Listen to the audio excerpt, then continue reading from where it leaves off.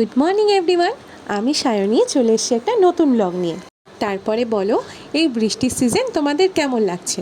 আমার কিন্তু বৃষ্টির সিজন খুব ভালো লাগে, কিন্তু সেটা একমাত্র তখনই যখন আমি বাড়িতে থাকি।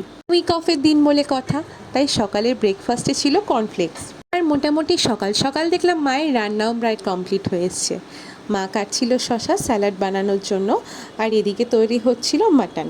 বৃষ্টির দিনের জন্য খিচুড়ি কিন্তু একদম সেরা খাবার, কিন্তু মাটন যখন হচ্ছে তখন আর অন্য কোনো কিছু তুলনা চলে না।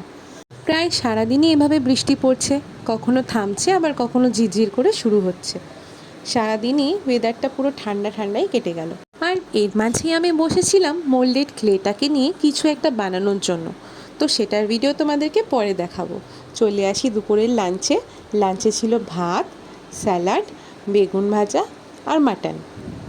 আর এরপরেই দুপুরে বসেছিলাম এই গল্পের বইটাকে নিয়ে পড়তে পড়তে হঠাৎ করে দেখলাম যে বোন প্রসাদে যে মিষ্টিটা দিয়েছিল সেটা এখনও খাওয়া হয়নি।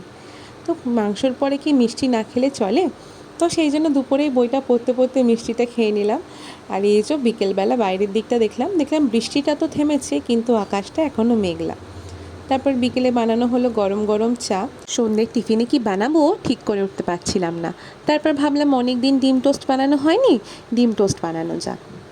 আর এই যে আমাদের গুপ্তধনের বাক্স, চলো দেখাই কি আছে। এর মধ্যে আছে নেল পলিশ, কিছু কিছু শুকিয়ে গেছে আর কিছু কিছু নতুন। অনেক দিন ধরেই ভাবছি ফেলবো, কিন্তু ফেলার হয়ে উঠছে না। তারপরে রাতের ডিনারের পরে খেলাম আমার রিসেন্ট ফেভারিট এই পেস্ট্রিটা।